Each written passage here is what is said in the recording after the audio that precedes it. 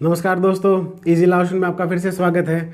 मैं एडवोकेट दीपक आज आपको बताऊंगा कि बंटवारे के केसेस में इतना डिले क्यों हो जाता है।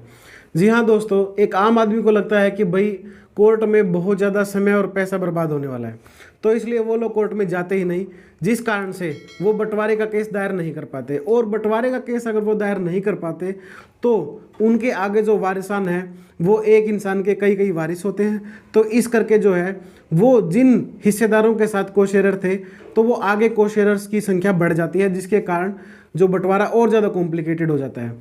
तो दोस्तों, बंटवारा क्यों ज़रूरी है? बंटवारा इसलिए ज़रूरी है क्योंकि अगर हमारा कोई रंग का रास्ता और खाल नहीं है तो उसमें डिस्प्यूट के चांसेस बने रहते हैं। कोई हमें रास्ते का इस्तेमाल ना करने दे, कोई हिस्सेदार हमें पानी ना लगाने दे, तो इसलिए हम हमारी ज़मीन का अच्छे से इस्तेमाल नहीं कर पाते। और अगर हम 10 एकड़ अगर ज़मीन है और उसमें कहीं उंगली भी रखते हैं तो जितनी ज़मीन उंगली के नीचे है हर हिस्सेदार अपने हिस्से के अनुसार उतनी ज़मीन में से भी मालिक है। तो दोस्तों, इसलिए एक बंटवारे का केस जो एक समझदारी का डिसीजन है, क्योंकि इससे आपका खास नंबर आपके हिस्से में आ जाता है और आप और आपके वारिस जो हैं फ्यूचर में होने वाली प्रॉब्लम से बच जाते हैं। तो दोस्तों, बंटवारे का केस जो है वो अगर हम हरियाणा की बात करते हैं तो असिस्टेंट कलेक्टर सेकंड ग्रेड की कोर्ट में, माने कि तहसीलदार की कोर्ट में चलता है और पंजाब लैंड रेवेन्यू एक्ट के द्वारा ही वो गवर्न होता है। तो दोस्तों, बंटवारे को केस को जो है स्पीड अप करने के लिए या स्लो डाउन करने के लिए 3 फैक्टर्स जो हैं वो रिस्पॉन्सिबल हैं। सबसे पहला फैक्टर हम डिस्कस कर लेते हैं, वो आप खुद हो। जी हाँ दोस्तों, एक केस में जो है मुवक्किल का बहुत बड़ा रोल होता है, क्योंकि एक वकील के लिए एक केस जो है वो एक प्रोफेशनल ड्यूटी है, लेकिन एक क्लाइंट के लिए उसका केस उसकी ज़िंदगी होता है। वो केस के साथ उठता है और केस के साथ ही जीता है। अगर आप चाहते हैं कि आपका केस जो है वो जल्दी निपटे तो आपको हर तारीख पे जाना चाहिए या उसकी जानकारी लेनी चाहिए, और साथ ही हर प्रोसीडिंग जो है वो अटेंड करनी चाहिए। साथ ही वकील के मांगने पर दस्तावेज समय पे देने चाहिए और जो ज़रूरी जानकारी है वो भी अपने वकील को आप बताएं।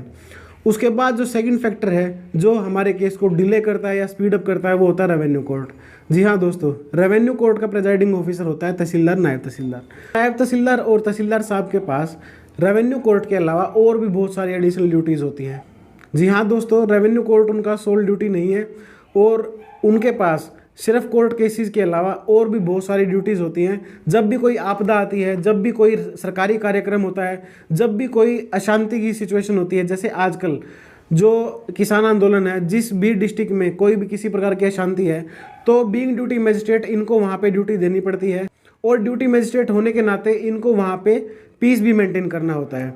तो दोस्तों, एक फर्स्ट क्लास अधिकारी होने के नाते इनको हर वो ड्यूटी करनी पड़ती है जो सरकार इनको असाइन करती है। उसके बाद तीसरा सबसे मेन फैक्टर जो है किसी भी केस को जल्दी निपटाने और डिले करने वाले, वो होते हैं वकील।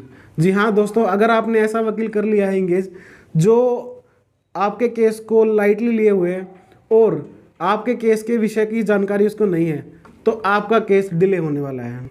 और अगर आपका वकील आपके केस में इंटरेस्टेड है और उसको विषय की अच्छी जानकारी है और आपने जो है उसको सभी डॉक्यूमेंट्स और जानकारी समय पे दी है, तो वो आपका केस जल्दी निपटवा सकता है। साथ ही आपका वकील जो है सामने वाले के केस को डिले भी कर सकता है, क्योंकि रेवेन्यू कोर्ट का हर ऑर्डर अपीलेबल है। आप उसकी अपील फाइल कर सकते हैं और एक अपील को डिसाइड होने में सालों लग जाते हैं।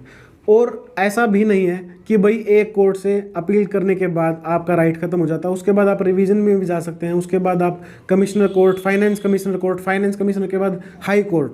तो एक बंटवारे का केस अगर उसमें कोई क्वेश्चन लॉ का इन्वॉल्व है तो वो हाई कोर्ट तक इंटरटेन हो जाता है, इसलिए वो सालों साल चल जाते हैं। तो अगर आप चाहते हैं कि आपका बंटवारे का केस जल्दी निपट जाए तो आप अपने केस की अच्छे से पैरवी कीजिए, आप एक अच्छा सा वकील इंगेज कीजिए जिसको विषय की अच्छी जानकारी हो, और उसके साथ ही जो है आप अपने वकील को जानकारी और दस्तावेज अच्छे से पूरे टाइम पे जो है सप्लाई कीजिए। उसके बाद जो है आपके वकील के ऊपर डिपेंड करता है कि आपका केस कितना जल्दी निपटेगा। तो दोस्तों, इस वीडियो में इतना ही। अगर आपको वीडियो का कंटेंट अच्छा लगा तो वीडियो को लाइक करना ना भूलिए, साथ ही चैनल को सब्सक्राइब करके बेल आइकन को जरूर प्रेस कीजिएगा ताकि हर वीडियो की नोटिफिकेशन आप तक सबसे पहले पहुंचे। धन्यवाद।